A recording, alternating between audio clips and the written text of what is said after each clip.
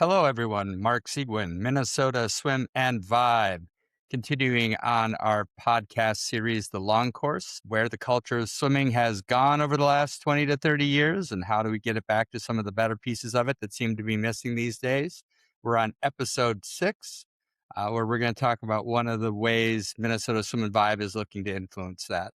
In episode 5, we talked about how we built My Locker for the athletes, their own special room for every individual athlete to customize as they want.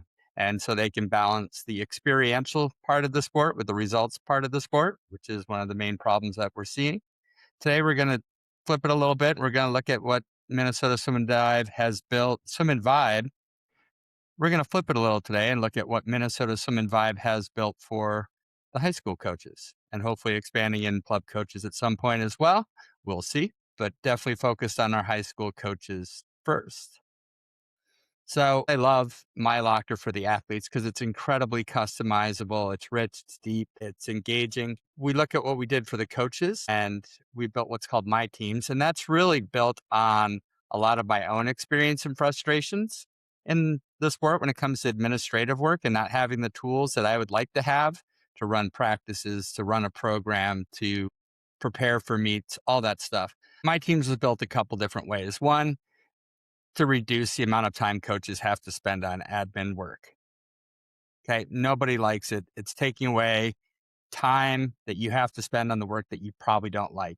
The second piece is that it looks to help elevate that experiential piece. As we talked about in episode 4, coaches, I expect to be good stewards of the sport, not just coaches on deck for the team in front of them. I think that's an obligation we all have. The tools just don't exist to help promote that or make it easy for them or even give them a place to where to start.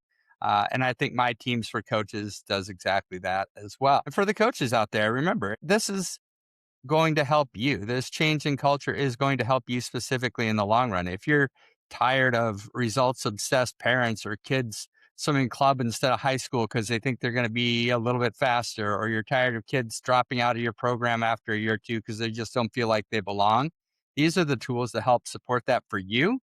So don't think of it as charity. Think of it as you're helping yourself as well. So just like My Locker is a room for a specific athlete, not just a room for all athletes. My Teams is the same concept for coaches. It's a room for a coach or a coaching staff of a specific program. It's not a room for all coaches, right? It's private, it's walled off, it's secure. And also, I think we got to look at My Teams as not one more thing that you have to do. This is something that it may be new, but it's actually going to give you less work to do in the long run and pretty quickly too. And I think another differentiator that we'll talk about in this episode as well is this isn't just something that's out there. This is something that is supported by me personally. I know every coach out there has access to me via either telephone, text message, or email, and my response time is pretty good. So this is something that is just not thrown out there and saying good luck. This is something that's saying, here it is. I will support you along the way and whatever you need with it as well. So how does it make it easier for coaches to do their job? Well, let's start with roster management, which is a pain in the butt at the start of every year for every coach. Updating everyone's grades, making sure names are correct, everything's accurate.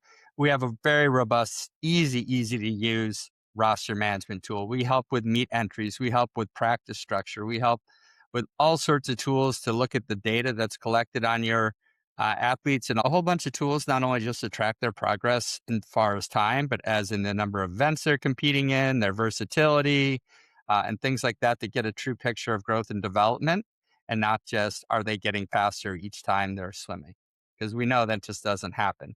And if you're relying that as your key metric, you're going to be disappointed, and you're going to have parents that are disappointed and kids are disappointed. Growth is not linear in this sport, and it's not always measured by time. So when we talk about stewardship, I think there's a couple things that we can look at. I think the biggest one is taking away the admin time so you can actually focus more on that. But we do give you some other metrics where we capture milestones, the first time that they break 105 and the 100 free maybe. We give you the ability to send recognition to individual kids in their lockers in the form of badges for things like work ethic, leadership, being a good teammate, being a good sport, trying and failing, right? These are the different ways that you can spread that stewardship. Another thing is just spreading your steward even further. And we've seen this already. As a coaching community with access to me, if there's something that you think that would be great, you can just email me that and I'll see what it takes to build it out, and more than likely we'll build it out. This is how we came up with the ability to take a set and find iterations of that based on different intervals that take the same time. It's a way that we put in the team history and team records and school records and pool records. It's a way that we created a small calculator for adding up relay splits when you're trying to figure out relay time entries, and things like that. You can take what you do best, share it with Minnesota Swim and Vibe, and it can become a tool that all the community can use. And you're giving a little bit back. And hopefully you'll see some things in there that you've never heard of or never seen and thought, hey, this is a great idea. I'll try it. That's that give and take. That's that give a little, take a little, and it builds up the whole community. Let's talk about what it's not. This isn't a surveillance tool. This isn't to make sure that you do what you're supposed to as a coach. It's a workspace with a lot of helpful tools to help you do your work easier.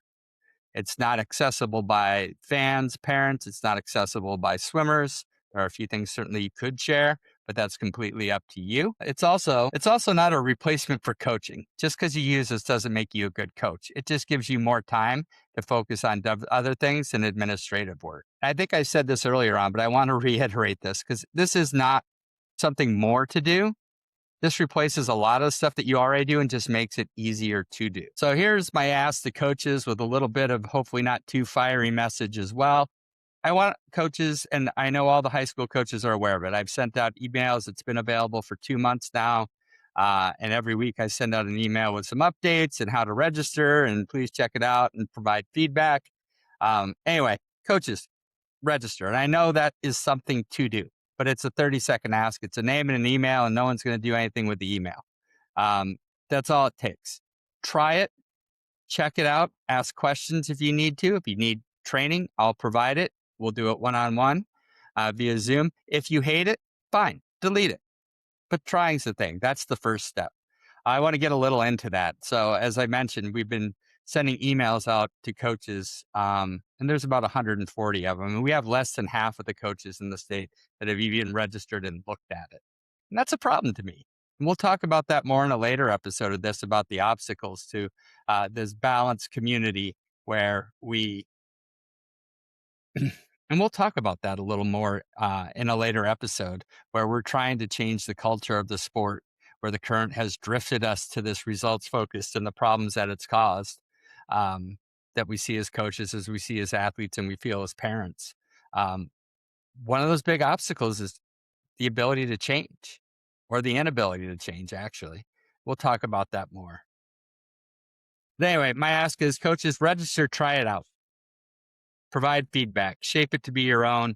I'm all for that. Because again, it only works if you use it, or at least try it. Or we don't know it doesn't work if we try it and we find out it doesn't work. But just not doing that's a hard line for me.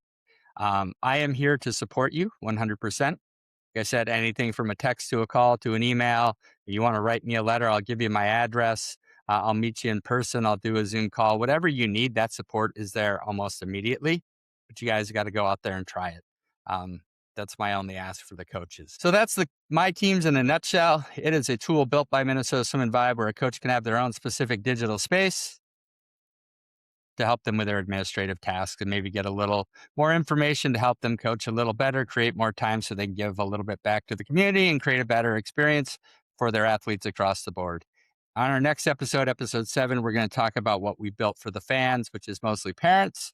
There's some fans out there as well, and how we looked at their experience and are trying to shape that to balance out the result-driven culture of the sport with something that places equal weight on the experiential.